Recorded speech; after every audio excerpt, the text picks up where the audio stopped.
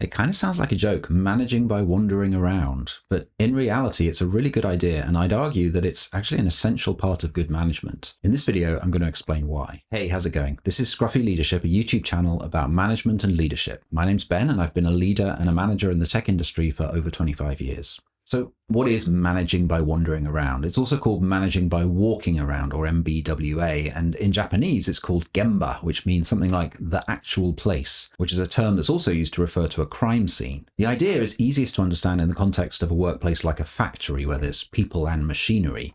The idea then is to wander around, walk around in an unpredictable way and talk to people who are working on the factory floor and look at the machinery, directly observing what's going on and also, importantly, listening to what people tell you about how things are going. The unpredictability is an important part of it. If people know that you always walk around in a particular order every Friday morning from 10 a.m. to 11 a.m., then for obvious reasons, you won't see a very realistic sample of what happens. In the software industry, there isn't the same kind of machinery to watch as there is in a factory setting, but the idea is still just as valid. You walk around the office and you stop at people's desks that catch your eye, kind of at random. You ask them how things are going, you ask what issues they're dealing with today or what exciting progress they've made recently. It's important to keep the stakes really low. You don't want people to be afraid of you popping up at their desk unannounced and throwing in a hand grenade. So that means it's best not to try to deal with problems too directly while you're wandering around, or rather, it's fine to offer to help if someone tells you that they need your help, but it's not a good moment to point out to someone that you think they need to be doing things differently or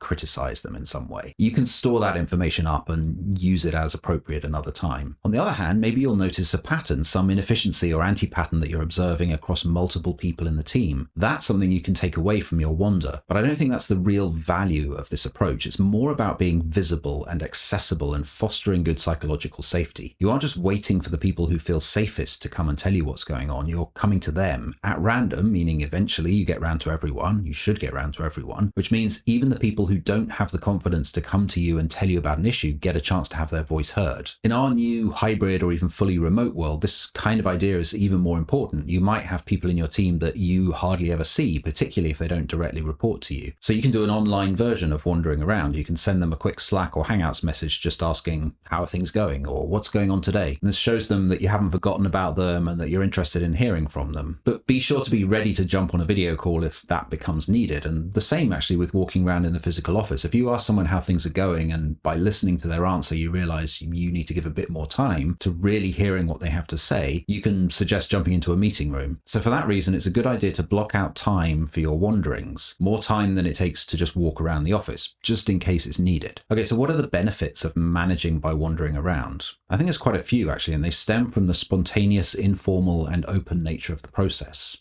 First, you get to hear what's really on people's minds. Second, you show people that you're interested in what's on their minds, and this makes you seem and actually be more approachable. Third, you get people used to sharing their thoughts with you, making for better psychological safety. Fourth, you get a better sense of what's going on overall in your team. Fifth, you get early warnings of potential problems. Maybe someone is just mildly grumbling today, but by hearing about it while it's just a mild grumble, maybe you can stop it becoming a real issue. Was that fourth or fifth? I can't remember. Let's say fifth now. It can provide opportunities for you to help or teach people in your team. Sixth, it can also help you see when people in your team need help that you can't give in a quick flyby. Seventh, it gives you a chance to offer someone some genuine praise. If they tell you something good they've done or you notice something praiseworthy, then tell them. Eighth, it gives you a chance to answer questions that people have that might be reducing their motivation. Maybe they don't understand a recent decision you made, or they want to know more about where the team is going.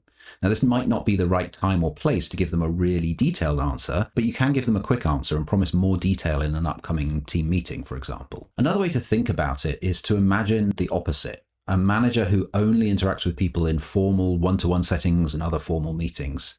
A manager who literally or metaphorically locks themselves away in their office behind a closed door. That is the kind of manager that feels remote and uninterested, not the kind of manager that people instinctively trust or feel safe talking to. A few things to watch out for with managing by wandering around. First of all, you have to follow through. If you talk to someone who raises a concern or an issue and you say that you'll look into it or ask someone else to do so, you need to do that. And you need to make sure that you find a way to let them know what's happened as a result. If people learn that you're just a kind of black hole into which their concerns disappear forever, they'll soon stop bothering to share with you. Another thing to avoid is always visiting just the same people, maybe the people that you like the most or feel most safe with. You need it to be random, but you need to make sure you don't miss anyone out and don't visit some people far more often than others. Neither set of people are likely to be happy with that. This next one should be obvious, but don't make it feel like you're sneaking up on people or trying to catch them out. If someone is taking a break at their desk, let them take their break unless it's a real problem. If you approach them at that moment, they might think of it as a kind of passive-aggressive way for you to let them know that you saw them slacking off.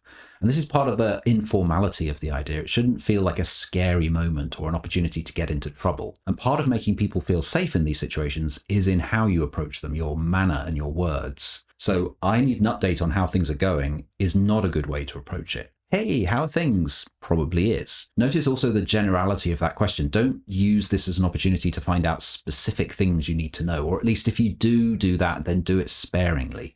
Most of the time, your goal should be to hear whatever it is that people want to tell you. And try to take people's preferences into account. Some people don't like being disturbed, for example, when they have headphones on. And some people would rather be grabbed when they're visiting the kitchen or water cooler than at their desk. So try to build up a mental map of what works best for people so you can meet them on their own terms.